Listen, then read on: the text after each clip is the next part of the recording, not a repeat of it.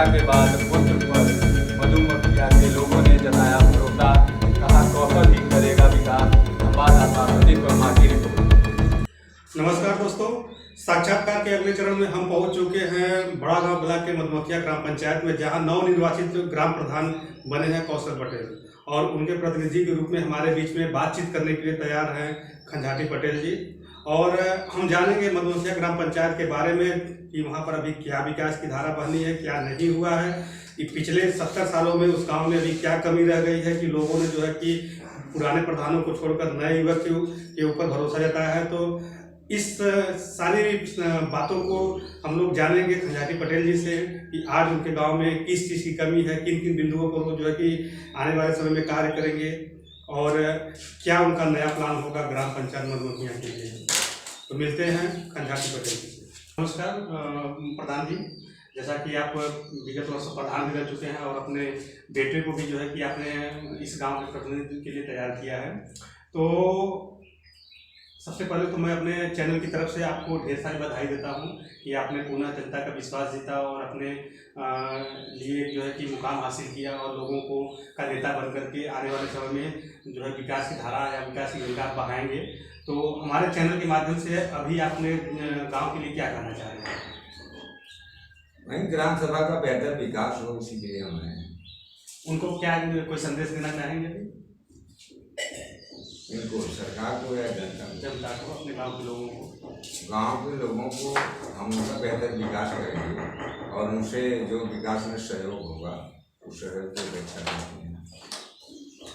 हमें गांव की जनता ने जो हमारे ऊपर विश्वास किया है, उस विश्वास के ऊपर मैं 100% कोशिश करूँगा कि खरा उतरूँ और अपने गांव की अधिक से अधिक सेवा दे सकूँ। जैसा कि प्रधान जी हम लोग जानते हैं कि हर ग्राम पंचायत के लिए, गरीब वर्ग के लिए सरकार द्वारा राशन की व्यवस्था कराई जाती है, जो कि पिछले कोरोना काल में भी जो है कि लॉकडाउन के दौरान सरकार ने निःशुल्क राशन दिया और सस्ते गल्ले की व्यवस्था कराई ताकि सस्ता राशन गरीबों को प्राप्त हो सके, वो अपना जीविकोपार्जन कर सके।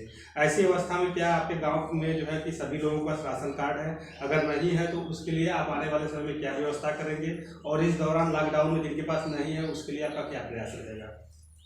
राशन कार्ड के संबंध में जहाँ तक है, पूर्व की व्यवस्था तो हमें मालूम थी, वर्तमान में जो स्थिति है उसका हमें संज्ञान नहीं है और हम देखेंगे कि जिन लोगों का है उनका तो है, जिनका नहीं है उनके लिए हम अधिकारियों द्वारा प्रयास करके कोशिश रहेगी कि अधिकांश से अधिकांश लोग जो कि राशन कार्ड के पात्र हैं उनको दें। कोरोना काल में जो है कि ऐसी स्थिति बनी हुई है कि जिनके पास नहीं है वो उसके लिए आप क्या करेंगे? उनके लिए अधिकारियों से बातचीत करके उनका राशन कार्ड बनवाएंगे और उनको मुहैया करवाएंगे। जैसा कि भी हम आपके गांव से जो है कि आए तो देखें कि कई जगहों पर प्रॉपर वे में रास्ते का निर्माण नहीं है। खड़ंजा है तो बहुत उबड़ खाबड़ है और कई जगह कच्ची मार्ग से भी गुजरना पड़ा। हम स्टार्टिंग में ही जो है बहुत दिक्कत का सामना करना पड़ा। तो आने वाले समय में जो है कि आप इस रास्ते और को लेकर के किस तरह से जो है कि अपना योजना बनाए हैं और कैसे जो है कि आप इस पर कार्य करेंगे? हमारे गांव में पूर्व से ही प्रधानमंत्री सड़क है और उससे जुड़े हुए खड़ंजे हैं, जिनमें इंटरलॉकिंग वाला भी खड़ंजा 2-1 है और वैसे खड़ंजे हैं केवल पक्के ईंट के। इसके अलावा कुछ कच्चे रास्ते भी हैं। जैसे कच्चे रास्ते में एक बड़ा रास्ता है उमा शंकर पटेल के घर से बसंत तिवारी के घर। अभी ये कच्चा है, ऊबड़ खाबड़ है, इसको मिट्टी डाल के हम इसको खड़ंजा लगाएंगे, ये हमारी योजना है।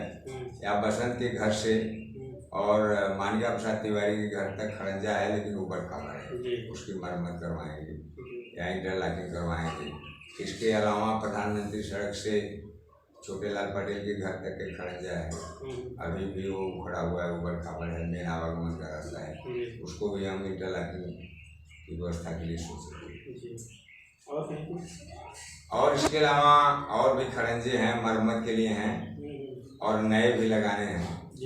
अब थोड़ा अभी समय दिमाग में पूरा नहीं आ रहा है, लेकिन कहीं पर कच्चे मार्ग होगा वहाँ पर उसको जो है कि कच्चा मार्ग जो कि है नक्शे में है आपके यहाँ, उसको निकलवाना है, ऐसा कोई जगह है आपके यहाँ? जहाँ तक कच्चा मार्ग निकलवाना है नया, वो सब कार्य पहले से ही पूर्व से ही हो चुका है। अब कच्चे मार्ग नए नहीं निकलवाने हैं, उन पे मिट्टी पड़ी हुई है, या तो भविष्य में खड़ंजा लगे या पूरा मिट्टी पड़े, यही सब कार्य लग गया है। जैसा कि अभी बरसात आने वाला है तो हर गांव की समस्या होती है जल भराव, और आपका गांव मनमकिया देखे हमने बहुत सारे किसानों से जुड़ा हुआ देखा, कभी काफ़ी जो है कि सब्जियों की खेती यहाँ पर हो रही है। तो ऐसे में जो है कि अगर जल भराव हो रहा है तो सब्जियों को भी नुकसान हो रहा है, साथ में गांव की जनता को भी नुकसान है, उनको गंदे पानी में चलना पड़ता होगा, उस साथ में जो है कि कई बीमारियों का सामना भी करना पड़ता होगा। तो ऐसी अवस्था में आप जो है कि आने वाले समय में इस समस्या का निजात पाने के लिए क्या करेंगे? कहाँ से लेकर कहाँ तक नालियों का निर्माण करेंगे, कहाँ से लेकर कहाँ तक सीवर का निर्माण करेंगे? जहाँ तक जल भराव की समस्या है तो हमारे गांव के पूरब से एक नाला जाता है, और भारी वर्षा होने को नाला पानी स्वतः खींच लेता है, क्योंकि समतल मैदान है, पानी थोड़ा ऊपर से जाता है। और रह गई कि कोई नाले की व्यवस्था उस नाले तक जाने के लिए गांव से ऐसा पहले से भूभाग छूटा हुआ नहीं है, तो नाला निर्माण करना मुश्किल है, क्योंकि भूभाग नहीं है। रह गई गांव के अंदर सीवर लाइन बैठाने के बाद, तो हमारे 2 कुरवा में तो उतनी समस्या नहीं है पानी बहाने की, लेकिन एक कुरवा है, वो बड़ा कुरवा है, उसमें सीवर लाइन बैठाना है, और उसके लिए हमारा प्रयास रहेगा कि इस गांव में सीवर लाइन बैठे, जो बड़ा कुरवा है।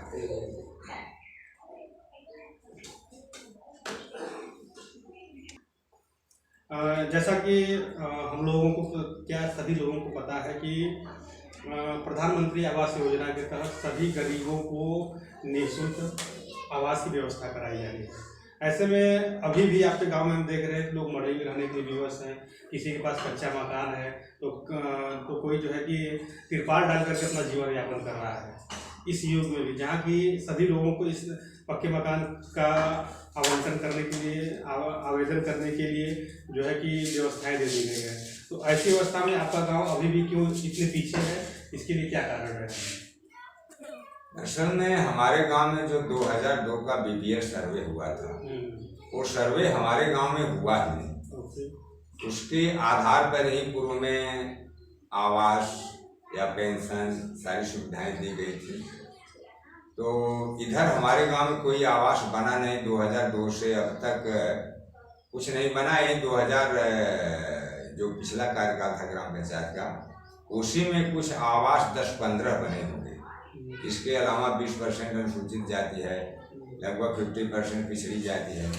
इन सब में एक बड़ी संख्या है जिनको की आवास की आवश्यकता है, अभी उनका बना नहीं है।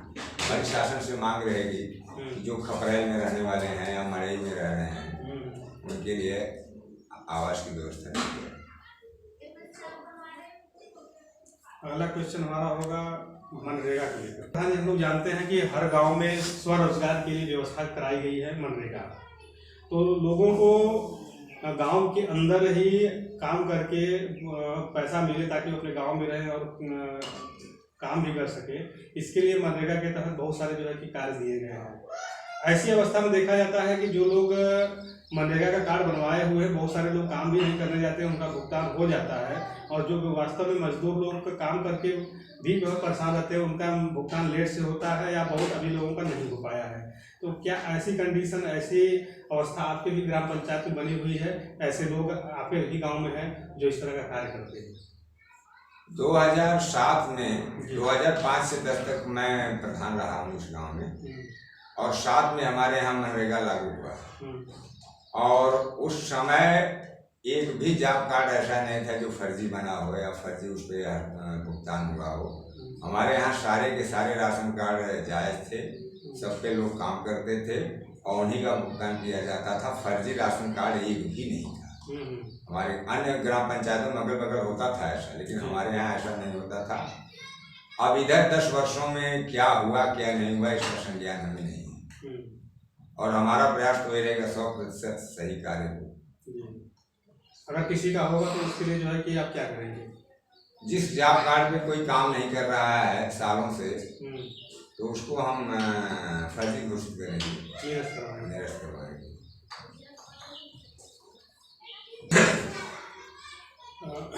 जैसा कि हम लोग जानते हैं प्रधान जी कि आज भूमिगत जल जो है दिन पर दिन जो है कि नीचे चला जा रहा है। लोगों को पानी पीने की समस्या आने वाले समय में बहुत ही जटिल हो जाएगी। ऐसी अवस्था में पहले लोग जो है कि तालाबों का निर्माण करवाते थे ताकि जो बरसात का जल हो वो जो है कुछ तालाबों में भर करके वाटर लेवल को मेंटेन करें। ऐसी अवस्था में जो है कि आपके ग्राम पंचायत में कितने तालाब हैं और उनकी क्या स्थिति है, अगर वो स्थिति में नहीं है तो उसके लिए आप क्या करेंगे, कैसे करेंगे कि वो तालाब हमेशा भरे रहे और आपके ग्राम पंचायत का वाटर लेवल हमेशा मेंटेन रहे। हमारे यहाँ 4 तालाब हैं कुल वर्तमान में, और 2 में पूर्णतया पानी है, लोग इस्तेमाल भी कर रहे हैं। 2 में आंशिक रूप से पानी है और पूर्व में मरम्मत हुई है। अभी देखेंगे, अगर मरम्मत की आवश्यकता होगी उसको भी करवाएंगे। सब पे घाट और रैंप तो है, एक तालाब में अभी नहीं है। भविष्य में उसमें घाट और रैंप की भी व्यवस्था करेंगे। और मत्स्य पालन के लिए अभी कोई तालाब आवंटित नहीं किया गया है। अगर कोई अभ्यर्थी आएगा तो मत्स्य पालन के लिए उसे आवंटित किया जाएगा। जैसा कि हम जानते हैं, स्वच्छ भारत के अभियान के तहत ये सभी ग्राम पंचायतों में निर्देश दिया गया था कि सब लोग अपने घर में सुलभ शौचालय बनवा लें, और उसके लिए गवर्नमेंट ने सभी लोगों को धनराशि भी दी। तो क्या आज आपके गांव में ऐसी स्थिति है कि बहुत सारे लोगों का शौचालय नहीं है? अगर नहीं है तो उसका क्या कारण है कि लोगों ने नहीं बनवाया? इसके पीछे क्या रहा है कि वो आज भी बाहर में शौच करने के लिए मजबूर है? हमारे यहाँ पूर्व में शौचालय की स्थिति बड़ी दयनीय थी, लेकिन जो ग्राम पंचायत का विगत काल रहा है इसमें बहुत सारे शौचालय बने हैं। कुछ लोग स्वतः बनवाए, कुछ सरकार ने बनवाए, और इस तरह से लगभग 90% गांव हमारा आच्छादित है शौचालय से। 10% जो बचा है, किसी के पास जमीन नहीं है या किसी अन्य कारण से जिनका नहीं बना होगा, ऐसे लगभग 10% होंगे। आगे उनके लिए भी हमारा प्रयास रहेगा, उन सभी का बन जाएगा।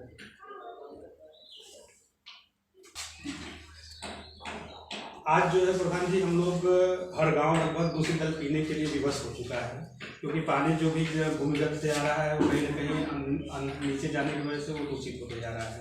तो ऐसी अवस्था में आने वाले समय में आपकी क्या योजना आप लोग की कि हमारे ग्राम पंचायत में सभी लोगों को शुद्ध जल मिले ताकि वो बीमारियों से निजात पा सके और अपना जीवन यापन अच्छे से कर सके? इसके लिए आपका क्या प्रयास रहेगा? हमारे गांव में पूर्व में एक पानी की टंकी बिराव में थी, उसी से सप्लाई होती थी।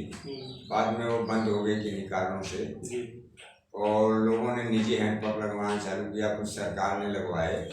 हैंडपंप तो हैं, लेकिन वाटर लेवल इतना गंदा हो चुका है कि पानी अब लगभग अधिकांश हैंडपंपों का पीने योग्य नहीं है, दूषित है।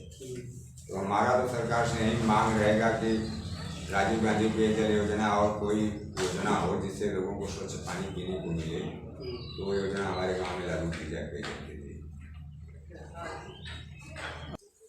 बहुत अच्छा लगा प्रधान जी आपसे बातचीत करके, और बस एक अंतिम सवाल आपसे यही रहेगा, हमारे चैनल के माध्यम से अगर आपको अपनी जनता के लिए कोई संदेश देना है तो आप हमारे चैनल के माध्यम से ये संदेश दे सकते हैं। सर्वप्रथम मैं अपने गांव की जनता को इस जीत की बधाई देता हूं, और इस महामारी कोरोना काल में उनसे अपेक्षा रखता हूं कि 2 गज की दूरी, मास्क का प्रयोग, सैनिटाइजर का प्रयोग, ये सब करते रहें। सुरक्षा ही सावधानी है, अपने को बचा के रखें।